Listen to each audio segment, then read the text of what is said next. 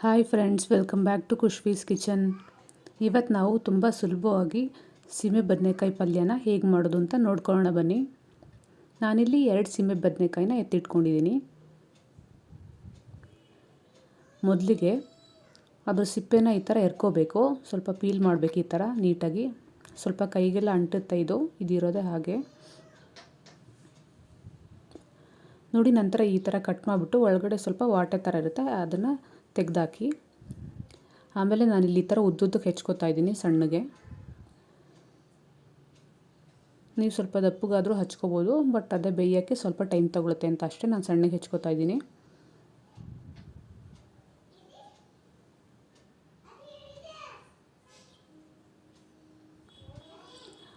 ನಂತರ ಕಟ್ ಮಾಡಿ ಇಟ್ಕೊಂಡಿದ್ದಂಥ ಸೀಮೆ ಬದನೆಕಾಯಿನ ಒಂದು ಸಲ ವಾಶ್ ಮಾಡಿ ಎತ್ತಿಟ್ಕೋತಾ ಇದ್ದೀನಿ.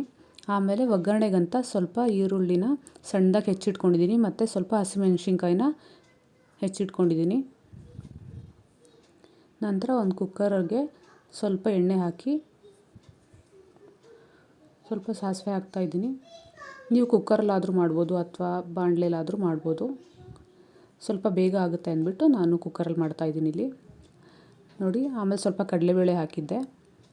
ಕಡಲೆಬೇಳೆ ಸ್ವಲ್ಪ ಫ್ರೈ ಆದಮೇಲೆ ಹೆಚ್ಚಿಟ್ಕೊಂಡಿದ್ದಂಥ ಈರುಳ್ಳಿ ಮತ್ತು ಹಸಿಮೆಣಸಿನ್ಕಾಯಿ ಹಾಕ್ಕೊಂಡು ಫ್ರೈ ಮಾಡ್ತಾಯಿದ್ದೀನಿ.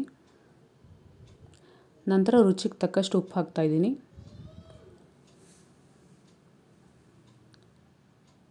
ನಂತರ ಈ ಥರ ಎಲ್ಲ ಚೆನ್ನಾಗಿ ಸ್ವಲ್ಪ ಹೊತ್ತು ಈರುಳ್ಳಿ ಬಣ್ಣ ಬರೋವರೆಗೂ ಸ್ವಲ್ಪ ಫ್ರೈ ಮಾಡಿ.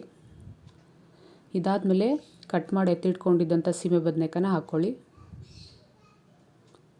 ಎಲ್ಲ ಮಿಕ್ಸ್ ಮಾಡಿಬಿಟ್ಟು ಸ್ವಲ್ಪ ಹೊತ್ತು ಫ್ರೈ ಮಾಡಿ.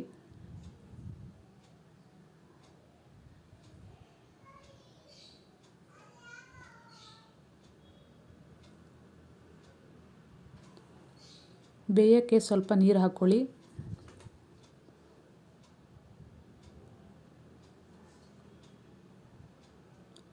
ನಂತರ ನಾನಿಲ್ಲಿ ಕಾಯಿ ಹಾಕೋತಾ ಇದ್ದೀನಿ, ಚೆನ್ನಾಗಿರುತ್ತೆ ಕಾಯಿ ಹಾಕ್ಕೊಂಡ್ರೆ. ನಂತರ ಸ್ವಲ್ಪ ಕೊತ್ತಂಬರಿ ಸೊಪ್ಪು ಹಾಕೋತಾ ಇದ್ದೀನಿ. ಈ ಥರ ಸ್ವಲ್ಪ ಮಿಕ್ಸ್ ಮಾಡಿಬಿಟ್ಟು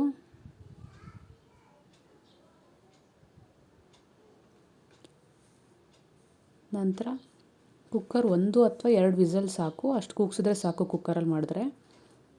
ತುಂಬ ಬೇಯಿದ್ರೂ ಚೆನ್ನಾಗಿರಲ್ಲ. ನೋಡಿ, ಇವಾಗ ಪಲ್ಯ ರೆಡಿ ನೋಡಿ. ಯಾವುದೇ ಪೌಡ್ರುಗಳೆಲ್ಲ ಉಪಯೋಗಿಸ್ತಾನೆ ಹಾಗೆ ಈಸಿಯಾಗಿ ಬೇಗನೆ ಮಾಡ್ಬೋದು ಈ ಪಲ್ಯನ.